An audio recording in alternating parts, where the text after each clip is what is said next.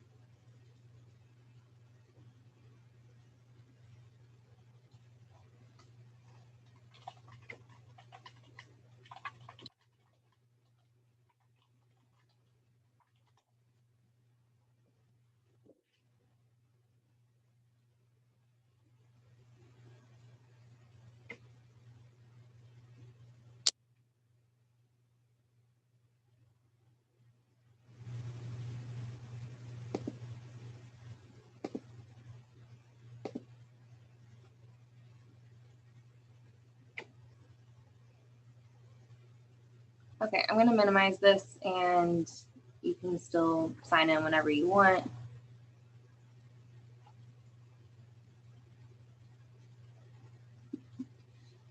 Okay, so today we're gonna go over some of the more challenging reactions that are coming up in the second half of chapter 16. So we're gonna look at the Wittig reaction, the Horner-Wadsworth-Emmons reaction, and then quickly touch on Baeyer-Villiger, and then we'll do some practice problems.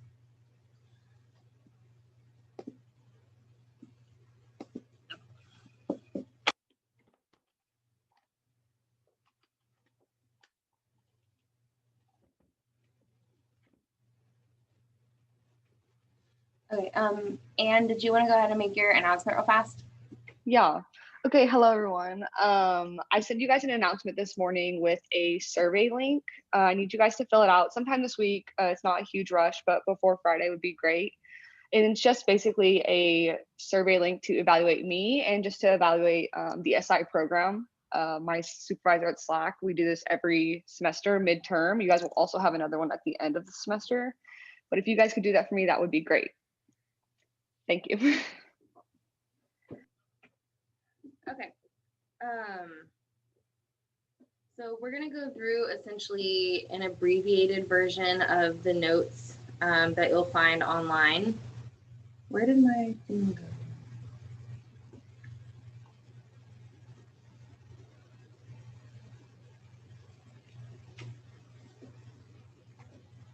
go? Okay, I guess I'm just going to have to share my whole screen and open up my notebook. Okay. So, okay. These are an abbreviated version of the notes. We're just going to summarize the reactions, and then in the videos online, you'll see. Oh, I see that, Megan, you're saying you just got kicked out. If you're having a problem, be a little more specific, so I'm not sure what to do with that. We're just going to go over the idea of the reaction, and then the mechanisms and how they actually work will be in the videos online. So this is, again, just a really abbreviated form. So if you have mechanistic questions, hold off on those until office hours. Today, we're just going to make sure that we all know what these reactions are so that we can do some practice problems together. So our first reaction is the Wittig reaction. So Wittig and Horner-Wadsworth-Emmons are both reactions that form alkenes from carbonyl compounds. And they both have very similar like repeating motifs. So when you're looking at a Wittig reaction, you're going to see first a mixture of triphenyl phosphine and some sort of alkyl halide. And that's going to be R1, not R prime. We're going to have several R groups here. And then that'll be followed up by an alkyl lithiate. And then the last thing that you'll add in is an aldehyde or a ketone. So this seems like a lot of stuff going on. Usually what you see is the alkyl halide, and then the first reagent is triphenylphosphine. I'm going to show you guys what that actually looks like in a reaction in a second. But the overall idea here is that if you combine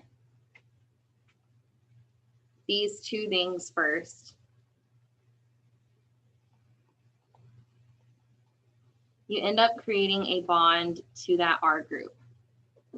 And sometimes you'll see this drawn out as a double bond, and other times you'll see it drawn out as a resonance form.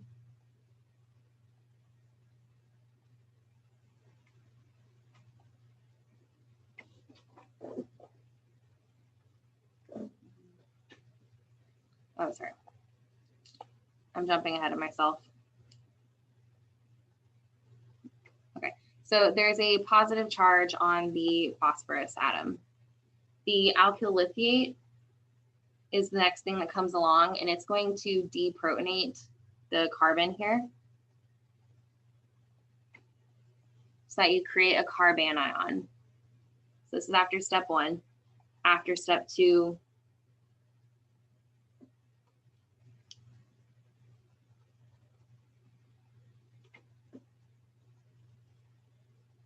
you have a negative charge and a lone pair on that carbon.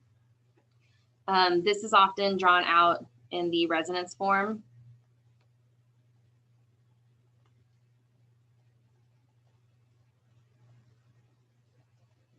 Where you have a double bond between the phosphorus and the carbon. So these mean the same thing.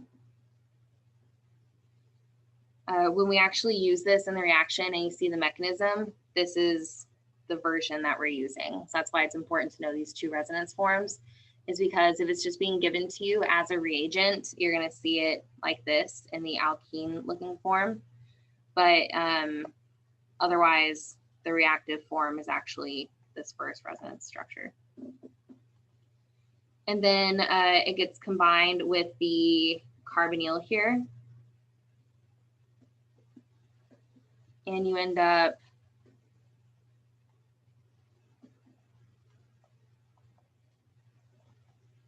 making a double bond.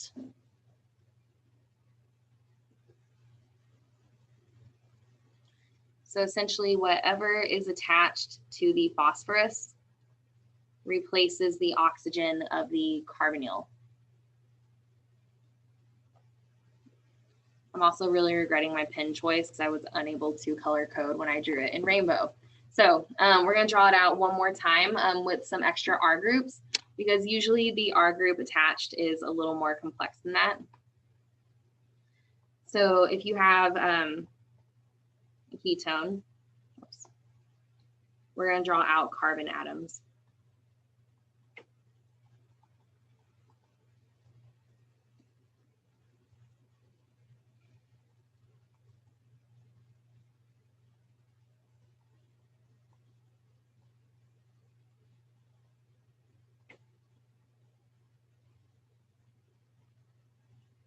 And this here.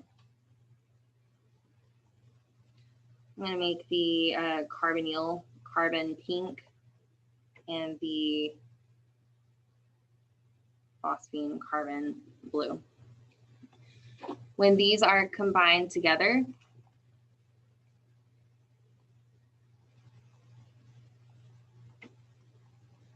you are creating a double bond between the two carbon atoms.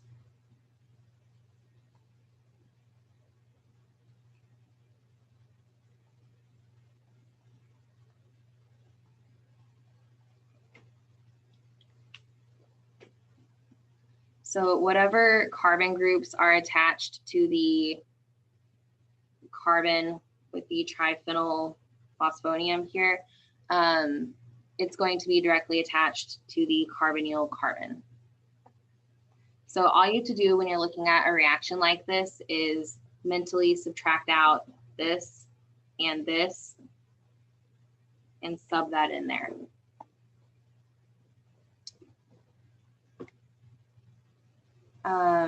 The other thing to note about this is that the Wittig reaction is going to prefer the Z isomer. So if there's a possibility of two different isomers, you know, imagine instead of having 3 on the left and 4 on the right, you could have 4 on the left and 3 on the right. If there's a possibility of two isomers that are actually different from each other, the Z isomer is going to be preferred in the Wittig reaction. Are there any questions about like the overall scheme of this reaction?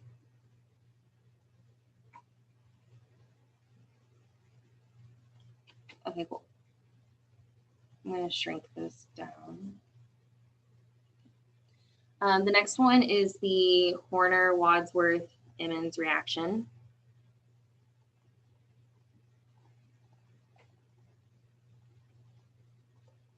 Which is nearly identical to the Wittig reaction. The only difference is that you use a phosphonate ester instead of a triphenyl phosphonium. And you're going to end up preferring the E isomer. So that's why it's important, is that it's going to give you a slightly different product. Otherwise, we wouldn't really need to have two different ways to do the same thing.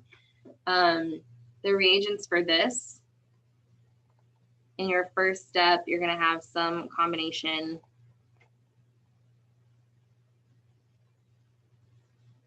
of a phosphonate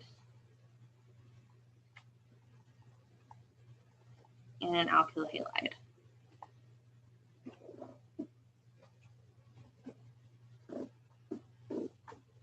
And then in step 2,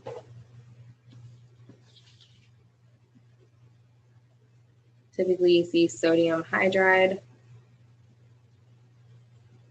And then in step 3, you add in your carbonyl compound.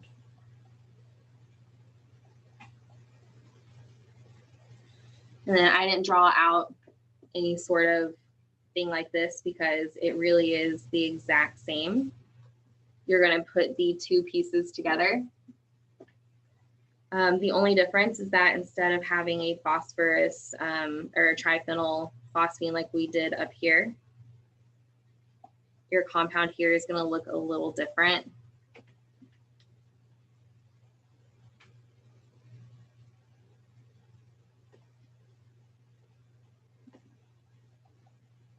Once these are combined, you end up with a phosphonate ester.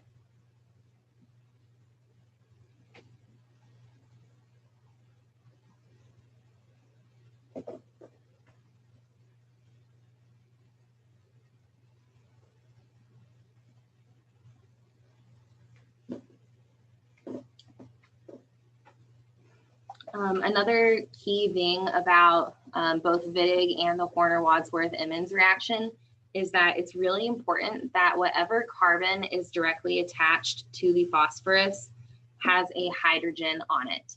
So the one thing that you cannot do is have like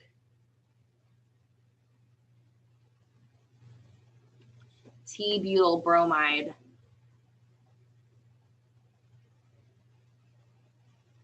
as part of your Wittig reaction. Because once you get here, or you get to the phosphonate ester, you cannot deprotonate this. And it's actually the negative charge that you create on that carbon through deprotonation that makes this reaction go. So if you cannot deprotonate it, it won't work. So at most, your alkyl halide can be secondary.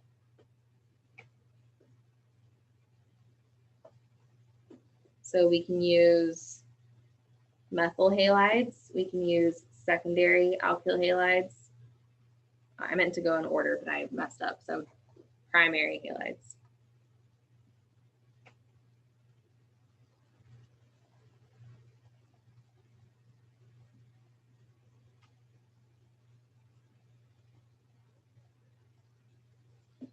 And then from there, you can have whatever you want on these carbons.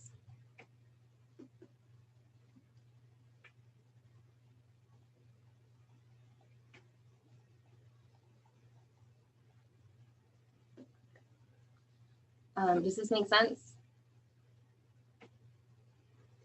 Yeah. For the most part, you're not going to be given like a tertiary bromide and then be expected to say like, oh, that's not going to work. That's not really the type of question I'm going to be giving you guys. It's more for if you're creating a reaction like during a synthesis problem that you know that you cannot do that. Okay, our next reaction that I want to go over before we do some practice problems is the Baeyer-Villiger reaction.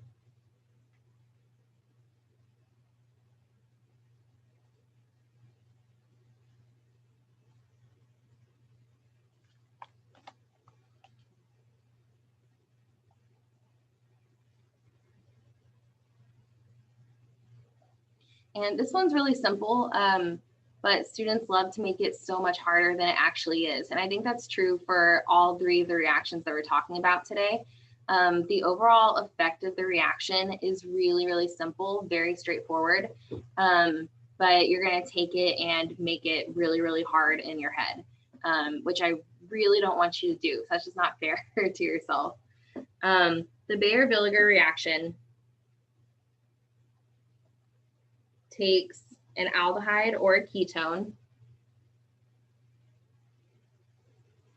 and you react it with a peroxy carboxylic acid. So we're talking about this functional group.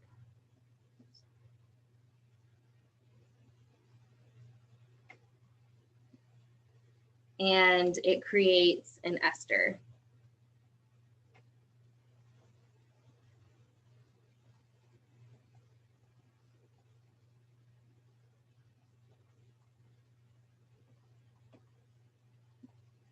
So note that like all we're doing here is inserting an oxygen between the carbonyl carbon and one of the groups that was attached to the carbonyl. So that's all that's happening here. And then there's a side product, which is the peroxy acid gets turned into a carboxylic acid, but this is not usually what we're trying to make. So it's not really the important thing here. Now, the only thing tricky about the Baeyer-Villiger reaction is how do you know whether you're going to do this or this? And it comes down to what's called migratory aptitude, which is the ability of an atom or a group of atoms to be displaced, to migrate to a different location. So our preference is going to be hydrogen is easier to move than a phenyl group, which is more likely to move than a tertiary alkyl, which is more likely to move than secondary alkyl, primary. Oops, I need to erase my carboxylic acid here, which is greater than methyl.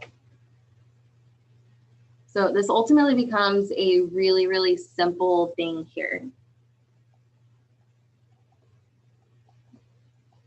You can take any ketone or aldehyde, react it with a peroxy acid. There's one that you guys already know, actually. MCPBA was one that you learned. You can react with an alkene and make an epoxide. So I think this was at the end of OChem 1, or maybe at the very beginning of OChem 2. I think it was the end of OChem 1. MCPBA is a peroxy acid. And all we have to do right now is decide, are we going to insert an oxygen between the carbonyl carbon and the hydrogen, or the carbonyl carbon and the benzene? So we look at our migratory aptitude list here. It says that hydrogen moves more easily. Therefore, our product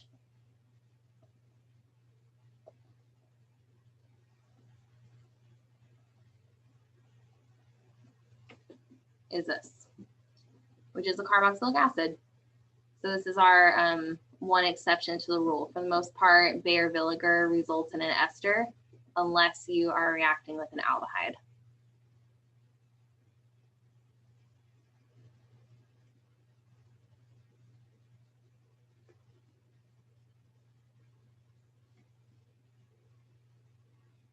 Okay, so those are the 3 reactions that we're going to work with. And the rest of this class period, I have just a ton of practice problems.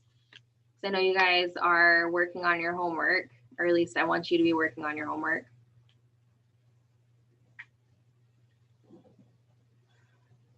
Are there any questions about this reaction before we move to practice problems? Okay.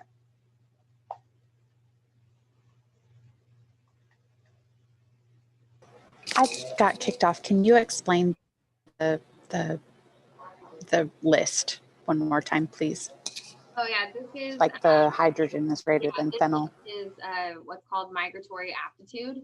So the ones on the farther left are more likely to move.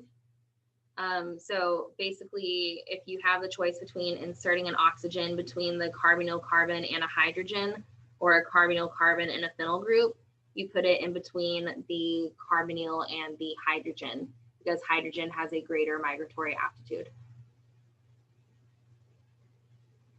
Thank you. Mm-hmm.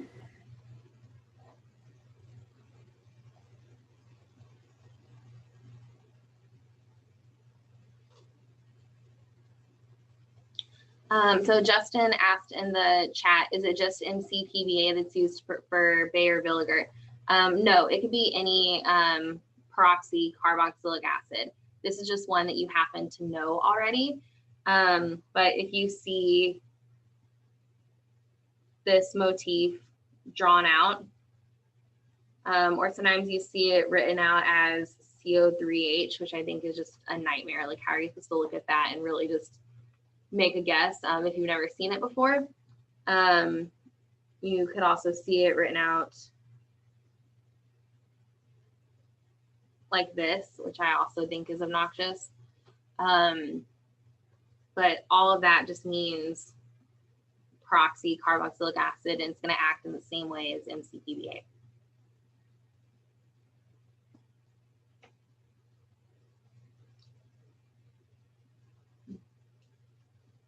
Oh, I forgot. You also sometimes see it written out like, oops, that would be just correct. It's really obnoxious. I have a question. Sure. Is there any way like this reaction would happen if like on the example where you have the aldehyde on the like with the phenyl group, what if like instead of the hydrogen you had another phenyl group? That's a good question. We're going to do some practice problems that have some things like that. But if it's a symmetrical ketone, it doesn't matter where you put the oxygen, because it would be the same product no matter what. So if it's symmetric, you just have to come up with one product.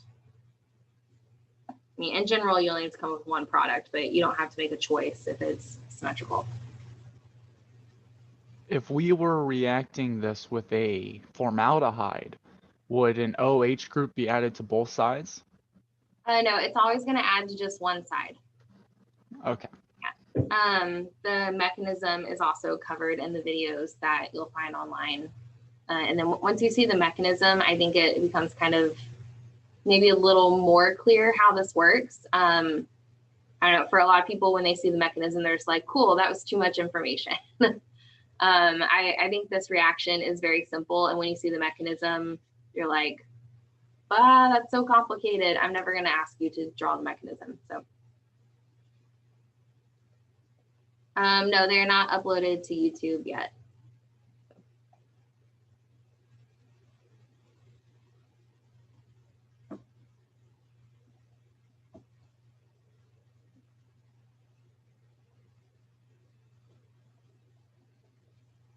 Okay, so I wanted to start off kind of simple here.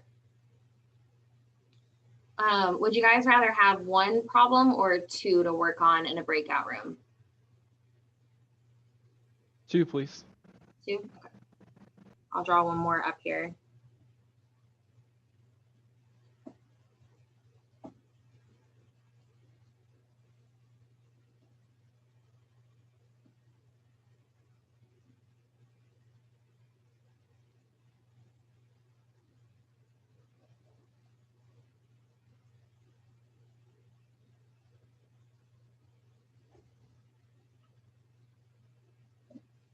So note, both of these are just drawn out with your Wittig reagent already formed. There is no like forming of the Wittig reagent here. Our next several reactions will, though.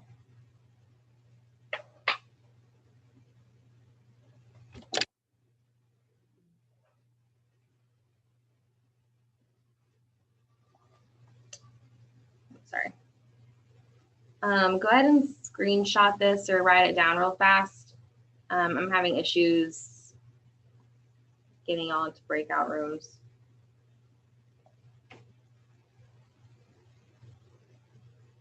There we go. Okay.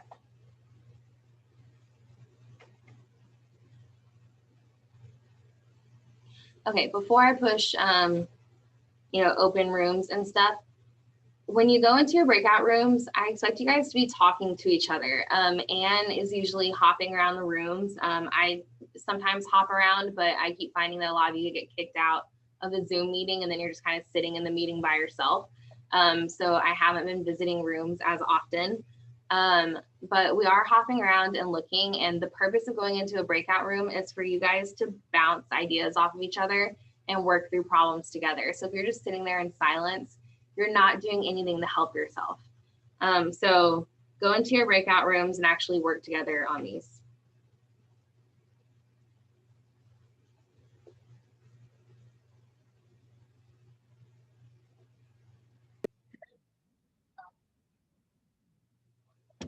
Cool. So how many of us feel like we got an answer to both of these?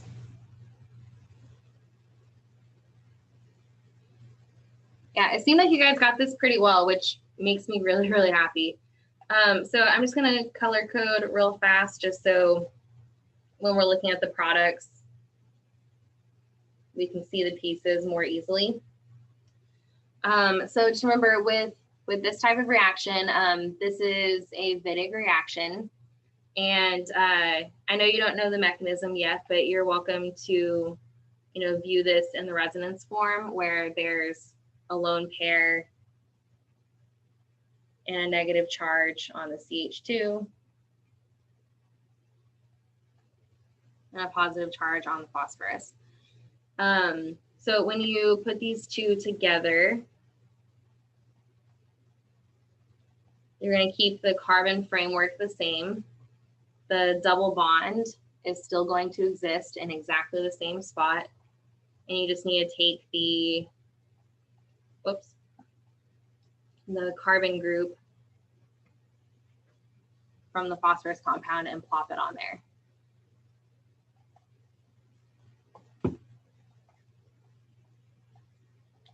So we're going to do the same thing with the other one.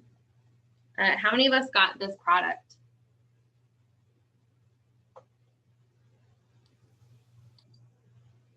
Cool.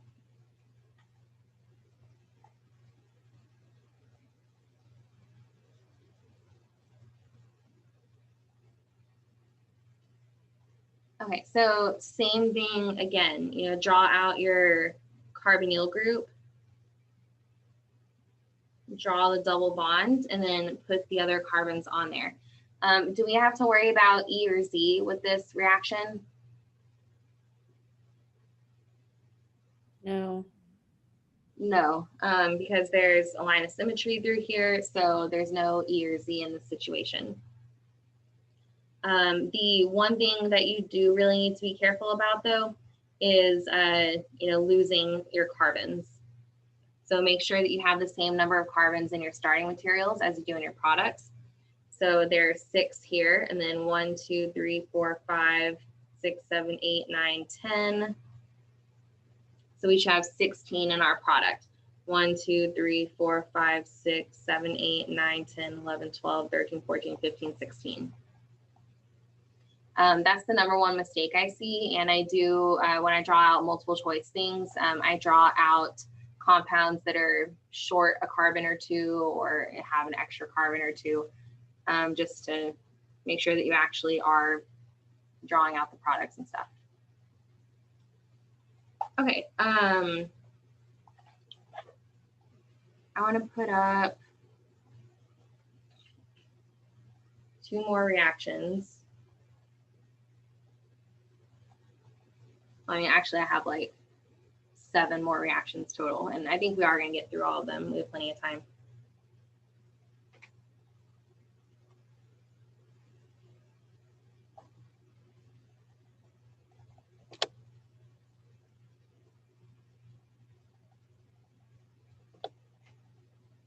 Okay, so here's our first reaction, and I'm just going to have you work on these on your own. Make sure that you draw out the active species. So just like with the aromatic reactions, remember your reagents here are not exactly the reactive species. You have to determine what your reactive species is going to look like, and then you have to do the reaction.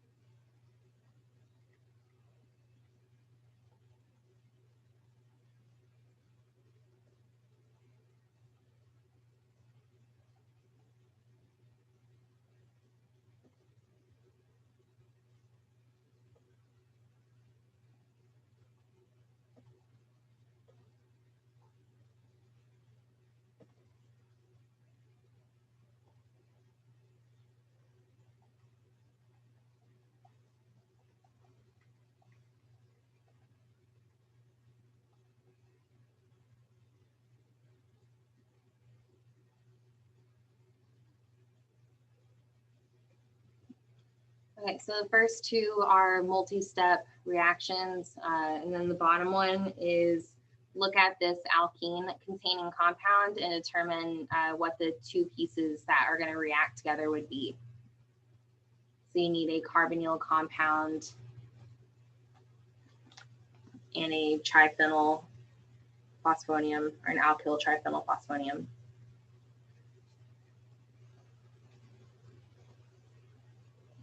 I also forgot to introduce our new word of the day. I'll do that after we do the reactions.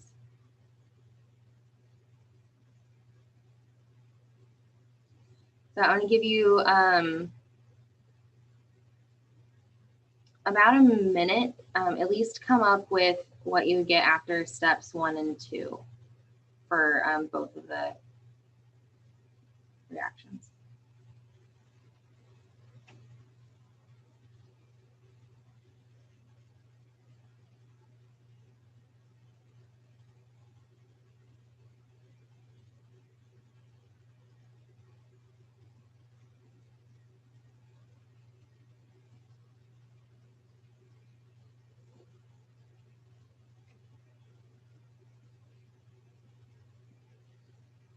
I'm going to draw out our other practice problems. So if you see me moving around up here, you don't have to do anything with it yet.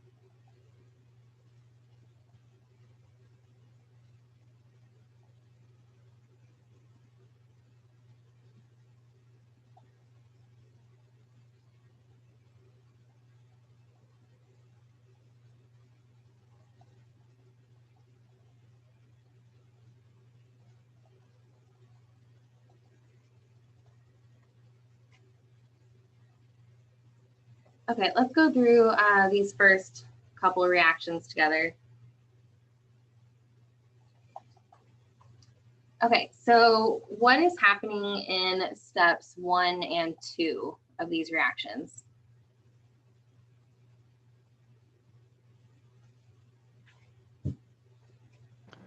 You're For me- basically. Oh, nope, you go. Sorry. Oh, okay. Don't you just replace the Br with the PPH3 and then create that positive negative going on? Right. Yeah, exactly. So after step 1,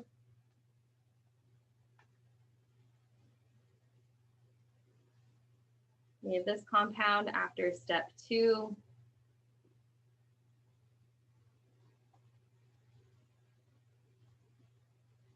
we have the what was just called positive negative, and that's actually the word of the day that I needed to introduce, and I completely forgot. When you have that positive and negative charge right next to each other that has a special name, it's called an ylid. So that gives us a nice short word that we can use to describe the compound made in step 2. From here on out, just say like, oh, we made the ylid, right? It's a really handy word that I just completely forgot to introduce. So from here, we add in an aldehyde. What happens?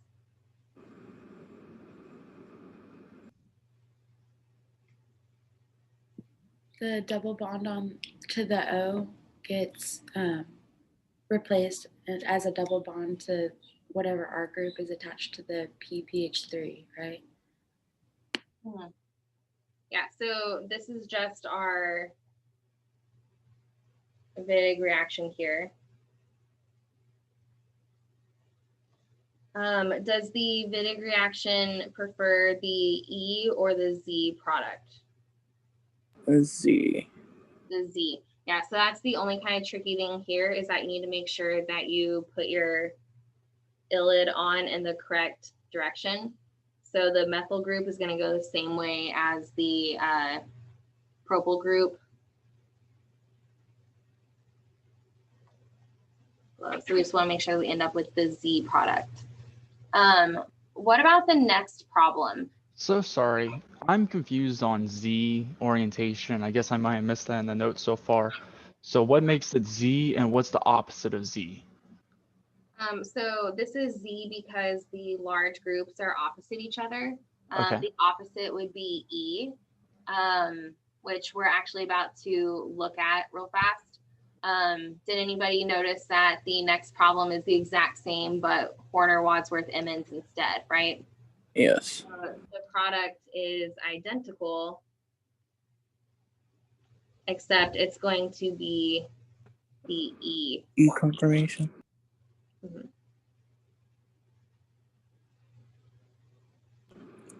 I had a question. Sure.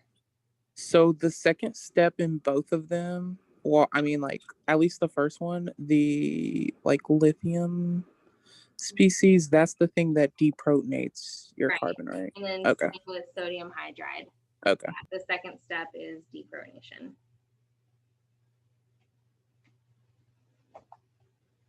Okay. So for our next problem, it says, how would you synthesize the following compound by a Wittig reaction? There are two different answers here. And I kind of just want to walk you through how to solve this problem. And then I'll send out some practice problems for you guys to do before Friday, and we'll go over those on Friday. So with this type of problem, identify your carbon atoms, and then identify the double bond that was formed and just break it apart. Now from here, you kind of just have to decide which one do I want to be my carbonyl and which one do I want to be my ylid. And it doesn't matter which one you pick. So we could have done this reaction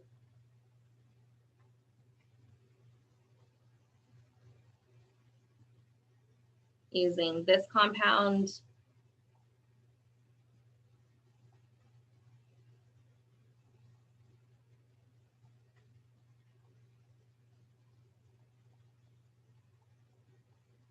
and this ylid. Or we could have done it the other way. We could have made the ylid here.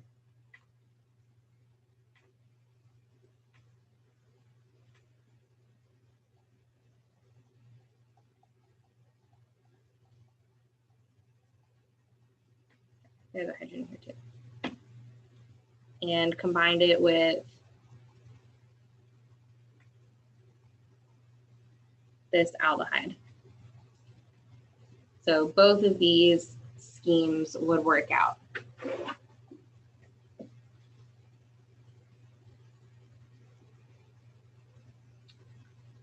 These last four, we only have 2 minutes left. So we are running out of time here. I want to go over these real fast though.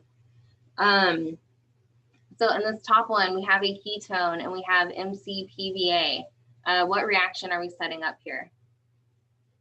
The Bayer one.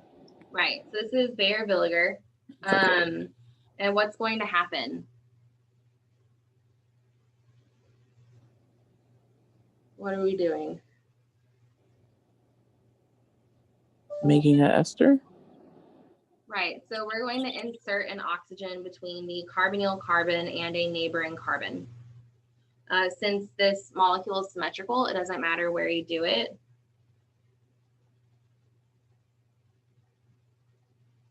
Just make sure that you draw out your 7-membered ring. Preferably better than the one that I just drew. The next problem, we do have an issue. We have 2 completely different carbons on either side of the carbonyl. Is the oxygen going to prefer to be inserted to the right of the carbonyl or to the left of the carbonyl? The left. The left. Well, what does our migratory aptitude say? There's an available hydrogen. It says that it's going to prefer the more substituted. All right. Hydrogen is the weird one there, but it's going to prefer the more substituted side. Oops. Flip to the right. Yeah, so we're going to insert to the right.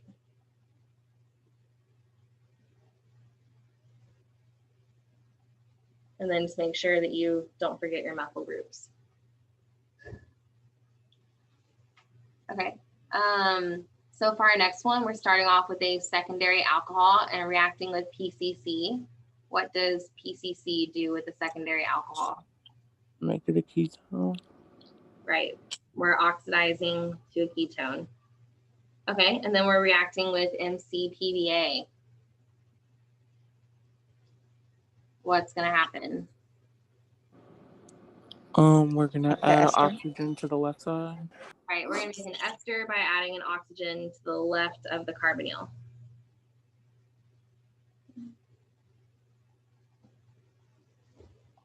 And this is another one where you got to count your carbons. A lot of times I see students,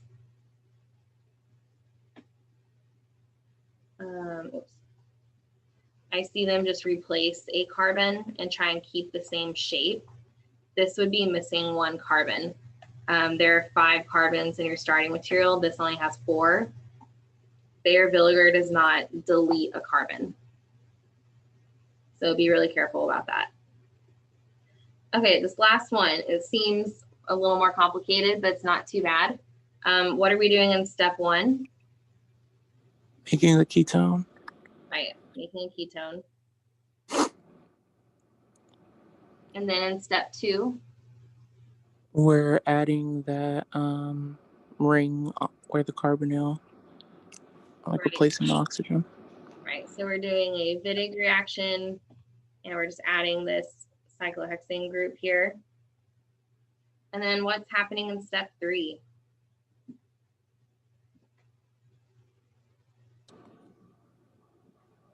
Yeah, Isaiah got it in the chat. We are reducing the double bond. So this is a hydrogenation reaction. So we are making an alkane. And that's it. These are the types of problems that I put on quizzes and exams all the time. And people routinely completely bomb this type of question. Okay, I'll send out some practice problems by Thursday evening for you guys to do before Friday. We're gonna crank through just a ton of problems because you learned so many reactions in chapter 16. So do the problems ahead of time. Otherwise, you're just gonna be sitting there watching other people put up answers, basically.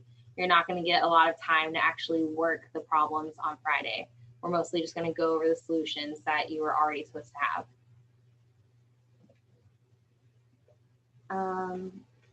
Okie dokie. And I'll share the problems from today. I have them written out kind of in worksheet format, so I'll scan them and then send it to you. So if you want to work the problems again, you can. And that's it.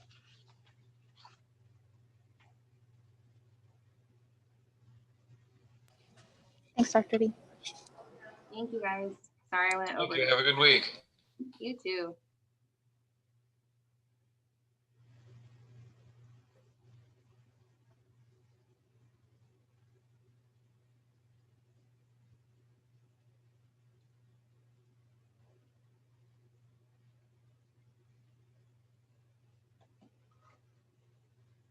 Okay, any questions?